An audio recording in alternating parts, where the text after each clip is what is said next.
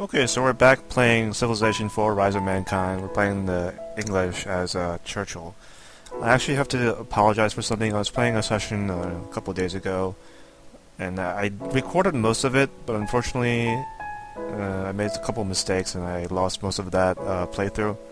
So we're actually starting a couple hundred years after where we last left off when I made the last video. So we finished conquering off the Incans. We captured 2 major cities.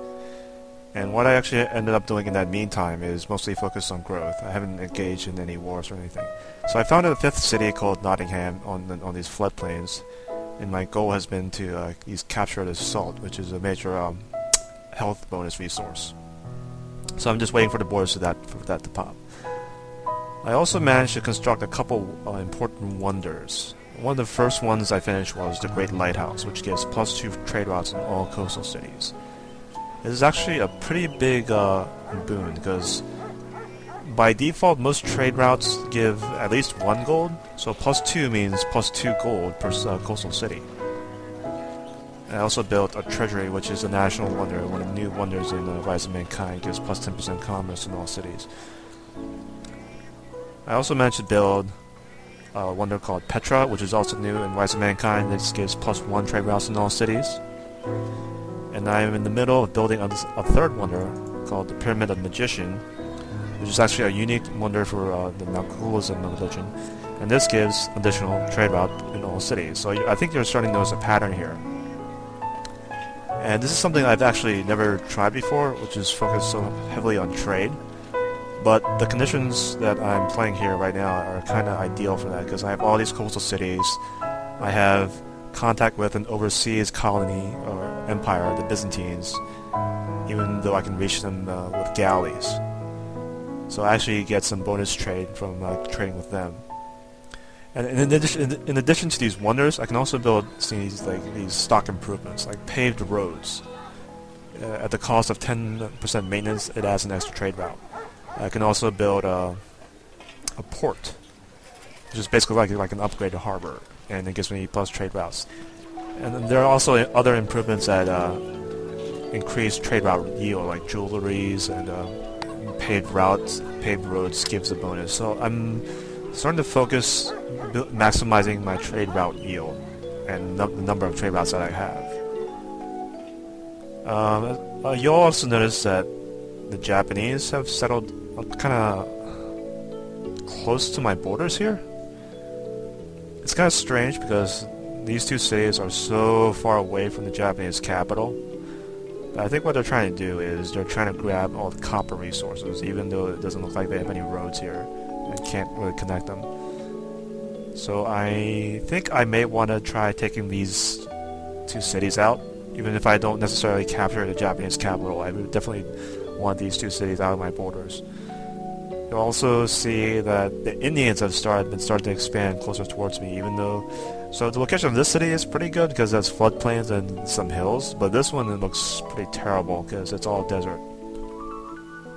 They have 2 oases though. However, the Indians have pretty good relationship with them, so I don't really want to rock that boat. But the Greeks are way down here, and it doesn't look like they have any copper resources or any iron resources. So they're pretty vulnerable right now. But I don't really want to wage war against them since they're so far away. And if I take out the Greeks, that just gives the Indians even more room to expand. So I think I might just leave them alone. So that's pretty much the status of the world right now. So not a whole lot has changed in these 1500 years or so. So let me go ahead and start playing now.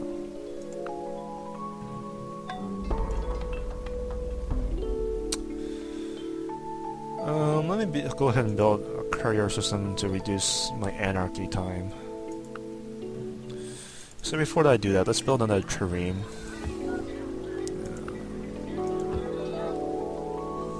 Let's send this trireme out to explore.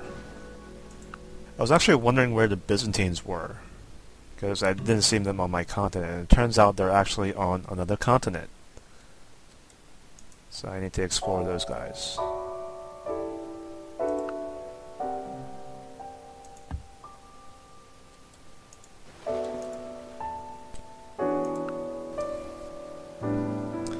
This is pretty amazing, though, that I have access to such a large continent with another civilization just through galleys, because this is pretty uncommon, actually. So here's one of the Byzantine cities, Antioch. Okay, so I'm gonna do something slightly crazy here. What should I build here first? What's my health? Let's see. Okay, let's build a tannery. So there's this island here, right? And it's actually pretty interesting. A pretty interesting island because there's a mine within its city cross, and there are 3 food resources. So this is actually a pretty interesting place to put a city.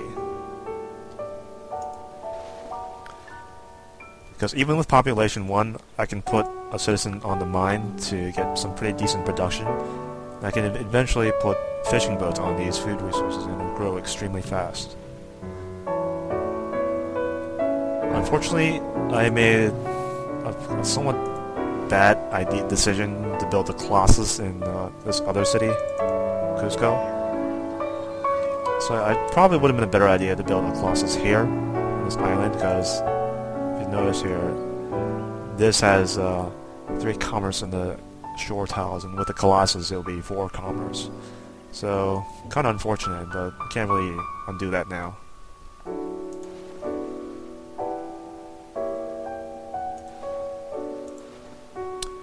Okay, let's end our turn. And my wonder is finished building. Pyramid of the Magician. Let's go ahead and build a paved road to add even another trade route.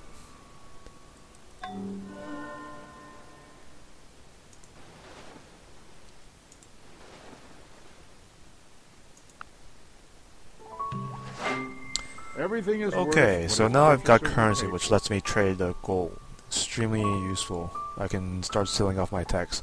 But I think what I want to do now is start focusing on eventually building catapults. So let me switch to siege warfare.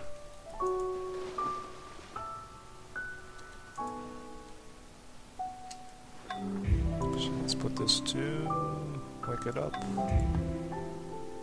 Let's put the sentry.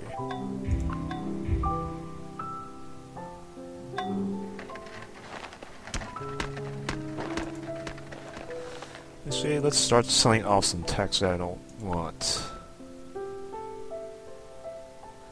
Well, yeah, these are all kind of important, so I don't really want to give them away for such a cheap cost.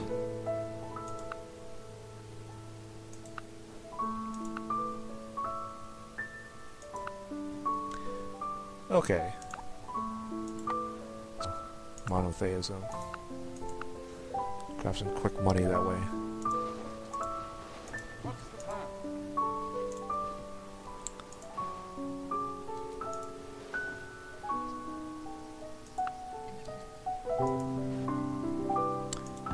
Let's find the city. So now I have someone working on these mines. I get 6 production, which is pretty huge for a single city. I actually start building... What should I build here? Let's go ahead and build a lighthouse. Or should I build a courthouse?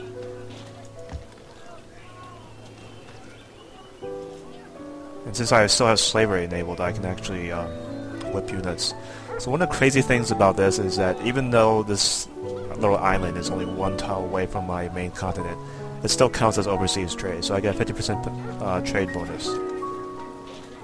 Pretty crazy. But that city will grow very fast, I think.